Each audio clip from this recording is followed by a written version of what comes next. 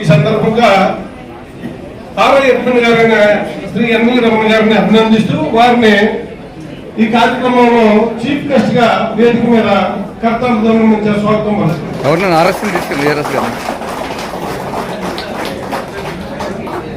అదేవిధంగా ఈ రోజు మన గౌరవ సిపి గారి సమక్షంలో పదవీ విరమణ పొందిన గౌరవ ఆర్ఎస్ఐ గారు శ్రీ ఎం బలరామన్న గారిని వేదిక మీద సాధారణంగా ఆహ్వానిస్తున్నాం కర్తవ్యం వచ్చారు.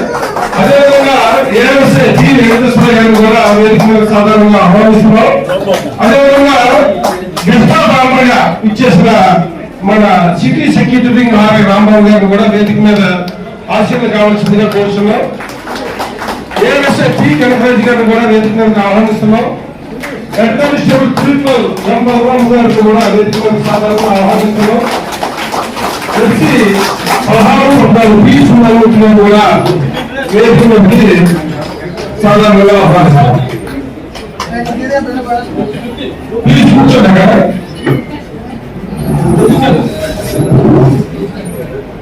అమలు కూర్చోండి. సీట్లు ఆశీర్వాదం కావాలి. థ్యాంక్ యూ అని తెలియపరుచుకుంటున్నాం. సుదీర్ఘ కాలం పాటు సర్వీస్ చేస్తూ ఎం బలరామరావు గారు ఆర్ఎస్ఐ గారు సుమారుగా 40 సంవత్సరాల పాటు ఏఆర్ఓ కానిస్టేబుల్ గారు, అదేవిధంగా రూరల్ అంటే ఏదైతే అనకాపల్లి జిల్లా అనుకున్నాం అక్కడ 18 సంవత్సరాలు ఎస్సీ గారు, అక్కడి నుంచి మళ్ళా 19 మీద వైజాగ్ సిటీలో 14 సంవత్సరాలు ఏఆర్ఎస్ఐ గారు, ఒక 5 నెలల నుంచి ఆర్ఎస్ఐగా పదోన్నతి పొందు విశిష్టమైన సేవలు అందించి మనందరి సమక్షంలోనూ ఈ చిన్న కార్యక్రమంలో చిరు సత్కారంలో పాల్గొనడానికి వచ్చినందుకు వారికి ప్రత్యేకమైన కృతజ్ఞతలు తెలియపరుచుకుంటున్నాం. మరి ఆర్ఎస్ఐ గారికి చూసుకున్నాం. అంతేకాకుండా ముగ్గురు పిల్లలు కూడా, ముగ్గురు బిడ్డలు ముగ్గురు కూడా కలిసి అయి ఉన్నారు. ఒక పాప అల్లుడు కూడా యుఎస్ లో సాఫ్ట్వేర్ ఇంజనీర్ గా స్థిరపడి ఉన్నారు. అది గురించి వారిని ప్రత్యేకంగా అభినందిస్తున్నాను. అదేవిధంగా మన ఏఎస్ఐ గారైన బి వెంకటేశ్వర గారు 1984 సంవత్సరంలో సిటీలో కానిస్టేబుల్ గా హెడ్ కానిస్టేబుల్ గారు ఏఎస్ఐ గారు విశిష్టమైన సేవలు సుమారుగా 41 సంవత్సరాల పాటు ఎస్సీ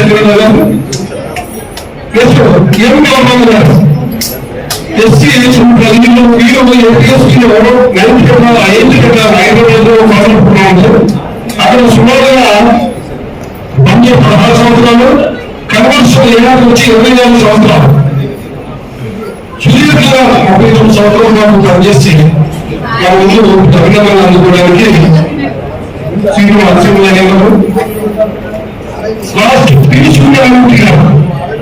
ఎస్సీ గారు వీరు కూడా సిటీలో పనిచేస్తూ సుదీర్ఘ కాలం పాటు చేస్తే ఈ 5వ వారికి వీరు చేసిన అత్యుత్తమైన సేవలు గురించి ఆమె ఎంఏ రమణ గారు వచ్చే నుంచి ఆయన కూడా నాకు తెలుస్తుంది. ప్రతి ఒక్కరికి ఈ సిఆర్లో సిబ్బంది కానిస్టేబుల్ కానీ హెడ్ కానిస్టేబుల్ కానీ మన సభలో గౌరవం చేయకపోతున్న ఉద్దేశంతో ఆయన ఒక దృఢ సంకల్పం పూని దగ్గరుండి ఇవాళ ఎంతో బిజీ కార్యక్రమాలు ఉన్నాయి, మనకి తెలుసు. కానీ ఈ కార్యక్రమాలు కూడా షార్ట్ పీరియడ్లో ఏర్పాటు చేసి మంచి ఫ్లెక్సీ ఏర్పాటు చేసి ఆ బుద్ధులు కూడా రావాలి, వారి శ్రమలు కూడా రావాలి అని అందరికీ ఆజ్ఞలు గురించి మన ముందు ఈ విధంగా కరువు కార్యక్రమాలు చేసుకోవడం ఇది 58 ఏళ్ళ యొక్క గొప్పతనం. వచ్చారు, చాలా మంది వచ్చారు, 10 సెకండ్లు వచ్చారు, వెళ్ళిపోయారు. ఎవరికి ఈ కోరిక రాలేదు, ఎవరికి వాళ్ళు వెళ్ళిపోతా వస్తారన్నారు, వెళ్ళిపోతా ఉన్నారు. ఒక ఎంత చెప్పండి, ఒక కానిస్టేబుల్ గారు ఒక ఎడ్యుకేషన్ అయినప్పుడు రిటైర్మెంట్ అయినప్పుడు సుదీర్ఘ కాలం కూడా పనిచేసే ఒక ఉద్యోగం ఎవరైనా ఉండేది నిర్ణయించినప్పుడు అది ఎంత గౌరవపూర్వకంగా ఆమె పొందే వాళ్ళు కనుక ఈ గౌరవాన్ని పొందేది వాళ్ళే. ఈ ఇంట్లో కార్యక్రమంలో ప్రతి ఒక్కరికి కూడా ఇది ఒక అదృష్టంగా అనుకుంటున్నాను. ఎందుకంటే చాలా మందిని మేము సంబంధాలు చేస్తున్నాం, చాలా మందిని అభ్యర్థన చేస్తున్నాం, వాళ్ళలో చదువుతూ ఉంటాం. ఇది ఒకటి మంచిగా చేయాలంటే ఒక మంచి తులసికం ఉంటాం. అటువంటి తులసిలో మా ఇంటి నారాయణ గారు ముందు నేను చక్కటి కార్యక్రమంలో చేసిన గౌరవ గారు శ్రీమతి గారైన రామరావు గారికి, వెంకటేశ్వర గారి శ్రీమతి లక్ష్మి గారికి, కనకరాజు గారి వ్యావసాయ శ్రీమతి రాజలక్ష్మి గారు కూడా నేను కూడా ప్రత్యేకంగా తెలియపరుచుకున్నా. ఎందుకంటే ప్రతి పురుషుడు ఆశిస్తూ ఉంటాయని జగన్మోహన్ సత్యం. కానీ నేను చెప్పాలంటే మా పోలీస్ డిపార్ట్మెంట్ వరకు వస్తే మళ్ళీ కార్యక్రమానికి చేసినటువంటి అభినందనలు. అదేవిధంగా మరి ఈ రోజు అమ్మాయి ఇరవై చేస్తున్నటువంటి ఈ ఎన్నికలు ఆలస్య గారి అందరూ కూడా మా ప్రత్యేక అభినందనలు. ఎందుకంటే వీళ్ళు ఈ యొక్క దీర్ఘ సర్వీస్ లో వీళ్ళు ఎన్నో ఒడిదుడుకులు, అదేవిధంగా ఫ్యామిలీ పక్కన పిల్లలు ఫీజు వాళ్ళ యొక్క పొజిషన్ లో పెట్టాలని ఒక విధంగా బాధ్యత, అదేవిధంగా ఇటువైపు చూస్తే మోటీ బాధ్యత, ఇవన్నీ కూడా ఒక వ్యక్తి మేనేజ్ చేసుకుంటూ తన సర్వీస్ ని సంపూర్ణంగా పూర్తి చేసుకుని ఈరోజు మన యొక్క పోలీస్ మన కుటుంబం నుంచి ఈరోజు పదవి పొందుతున్నారు. అయితే వాళ్ళు ఇంతలో మన ఫ్యామిలీ నుంచి పోలీసు కుటుంబంతో మనకి ఎటువంటి సంబంధం లేదని మాత్రం అనుకోకండి. ఎందుకంటే మనం ఒకసారి పోలీస్ డిపార్ట్మెంట్ లోకి వచ్చిన తర్వాత మన జీవితాంతం కూడా మన డిపార్ట్మెంట్ మీద మన ఒక విధమైన అభిమానం ఉంటుంది. మన అందరికీ కూడా మీరు తర్వాత కూడా ఎటువంటి సమస్యలు ఎటువంటి మీకు అవసరమైనా కానీ మన ప్రజలకు వర్క్ చేస్తున్నటువంటి ఆఫీసర్స్ అందరూ కూడా మీకు సహాయ సహకారాలు అందిస్తారు. మీరు ఎప్పుడు కూడా రిటైర్డ్ అయిపోయాము, ఈ డిపార్ట్మెంట్ తో మాకు సంబంధం లేదు, మీరు ఏదో బాధ పెట్టుకొని మీరు టెన్షన్ పడుతూ లోన్లీగా ఫీల్ అవ్వకండి. ఇప్పటివరకు ఎంతో బాధ్యతగా డిపార్ట్మెంట్ సేవలు అందించారు. ఈ సేవలు ఎప్పుడు మేము గుర్తుపెట్టుకుంటాం. మీరే కానీ మీ ఫ్యామిలీ మెంబర్స్ కూడా మీరు ఎప్పుడు కూడా ఎనీ టైం ఇక్కడ మీ ప్రాబ్లమ్స్ ఏమన్నా కానీ మేము చేయడానికి సహకరిస్తాం ఇప్పుడు కూడా. అదేవిధంగా మీరు రిటైర్ అయిన తర్వాత మీ ఆరోగ్యాన్ని చాలా జాగ్రత్తగా కాపాడుకుంటూ ఇప్పటివరకు ఏదో టెన్షన్ లో మనం టైం తినొచ్చు, టైం తినకపోవచ్చు, ఏదో మొత్తం మీద సర్వీస్ అయితే గడిచిపోయింది.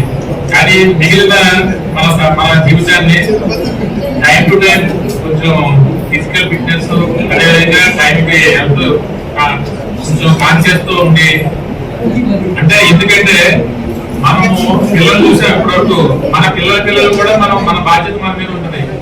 అందు గురించి వాళ్ళకి కూడా మన యొక్క అనుభవాన్ని, అదేవిధంగా మన యొక్క సేవల్ని వాళ్ళకి అందిస్తే వాళ్ళు కూడా చాలా పురోగతి అంటే డెవలప్ అవడానికి చాలా అవకాశం ఉంటుంది. ఎందుకంటే మనిషి యొక్క ఏమంటానికి ఆయన యొక్క అనుభవం అనేది చాలా ఇంపార్టెంట్ మనిషికి. మన యొక్క సంస్థలో మన యొక్క సలహాలు, సూచనలు పిల్లలు తీసుకొని నెక్స్ట్ జనరేషన్ కి ఫార్వర్డ్ చేస్తూ ఆ విధంగా మన వంశాన్ని మనం మంచి పొజిషన్లో ఉండేలాగా చూసుకోవడానికి వాళ్ళ యొక్క సూచనలు, సలహాలు, అనుభవం అనేది చాలా ఇంపార్టెంట్. అందు గురించి వాళ్ళ కోసమైనా కానీ మనం హ్యాపీగా ఇన్నాళ్ళు మంచి ఫిట్నెస్ కాపాడుకుంటూ, ఎందుకంటే దేవుడు మనం టైం ఇచ్చేది ఇన్నాళ్ళు మన ఆహాకాలంలో మనం ఏది పట్టించుకోలేకపోయాం మన గురించి. ఇక్కడి నుంచి మన గురించి మనం కొంచెం హెల్త్ కాన్షియస్ తో ఉండి మీరు సంతోషంగా ఉండి వాళ్ళని సంతోషంగా ఉంటే అంత హ్యాపీగా జరిగిపోతుంది. అది నా అడ్వైజ్ ఏంటంటే మీరందరూ కూడా టైం దొరుకుతుంది కాబట్టి హ్యాపీగా అందరూ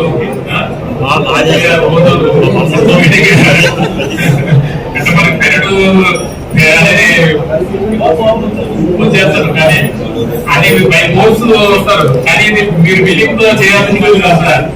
ఏమంటే ఆ విధంగా చేస్తారు. అదే విధంగా మన యొక్క ఫ్యామిలీ మెంబర్స్ కూడా పాపం ఈ సర్వీస్ మొత్తాన్ని కూడా చాలా వాళ్ళు సహాయ సహకారాలు అందించి వాళ్ళు చాలా ఈ సర్వీస్ ఇంతవరకు హ్యాపీగా చేసినందుకు మీరు చాలా సేవ అనేది ఇంపార్టెంట్. ఎందుకంటే వెనక మీరు సపోర్ట్ లేకపోతే వాళ్ళకి టైంకి వచ్చి ఇవన్నీ చేయడానికి అవకాశం ఉండదు. కాబట్టి ఈ సందర్భంగా మీ అందరికీ కూడా నేను ధన్యవాదాలు తెలియజేస్తున్నాను.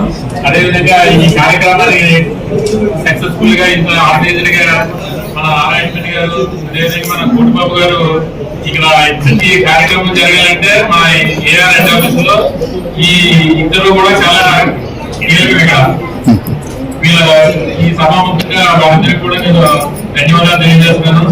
నేను చాలా దగ్గర పనిచేసినప్పుడు ఈ రిటైర్మెంట్ ఫంక్షన్ అనేది ఇంత గ్రాండ్ గా నేను ఎక్కడ చూడలేదండి. ఫస్ట్ మేము వచ్చి ఒక 2-3 months అవుతుంది ఇక్కడికి.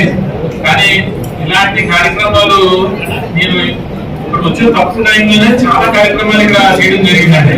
అవన్నీ కూడా ఇక్కడ చాలా ఆర్గనైజర్ గా చాలా ఎక్స్పీరియన్స్ తో వెల్ఫేర్ యాక్టివిటీస్ కానివ్వండి, ఈ పదవి విరమణ కానివ్వండి, ఇవన్నీ కూడా చాలా గ్రాండ్ గా ఏంటంటే ప్రతి వ్యక్తి ఒక కుటుంబానికి యజమాని. ప్రతి వ్యక్తి ఒక కుటుంబానికి యజమాని. ఈ రోజు ఈ కాలంలో 6 ర్యాంకులో ఉన్నారు. ఒకరు దారిద్ర్యం ఉంటాడు. నేను ఊళ్ళోకి నాకెంత వాల్యూ ఉంటాడు, అదేవిధంగా అతను కూడా ఊళ్ళోకి వెళ్తే అదే వాల్యూ ఉంటుంది.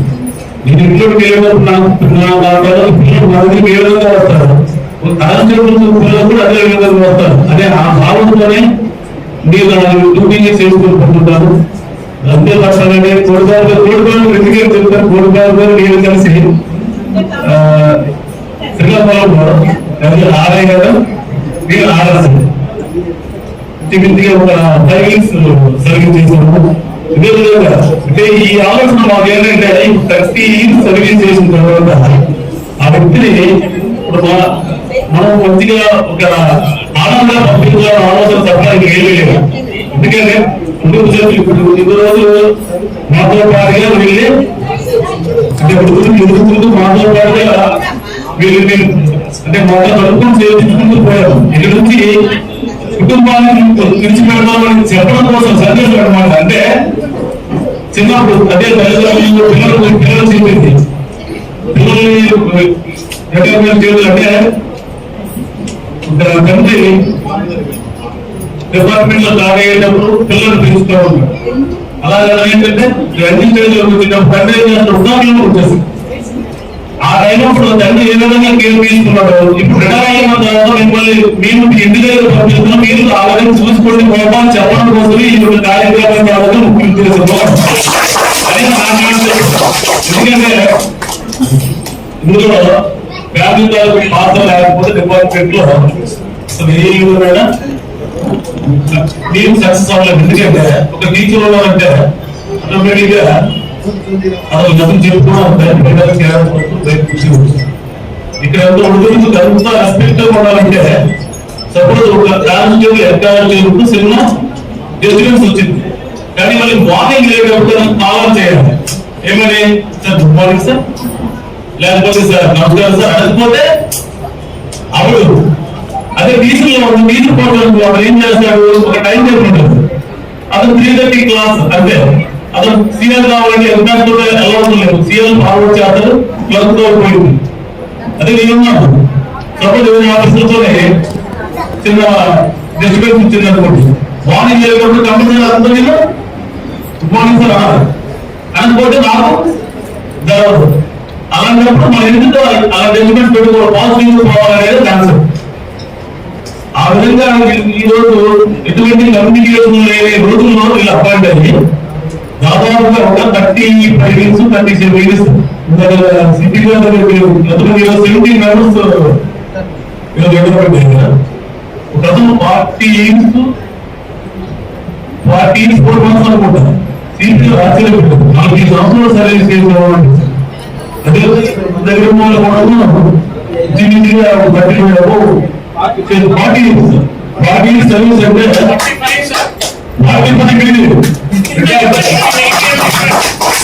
అంటే మీరు ప్రతి కి వచ్చి చూడండి ఇటువంటి కమ్యూనికేషన్ ఇప్పుడంటే సెల్ ఫోన్స్ ఉన్నాయి నోటీస్ కొద్దిగా ఇబ్బందిగా ఉన్నాయి అంటే ఇబ్బందులు ఉన్నాయి ఇప్పుడు నోటీస్ వేరు అప్పుడు నోటీస్ వేరు ఇక్కడ చాలా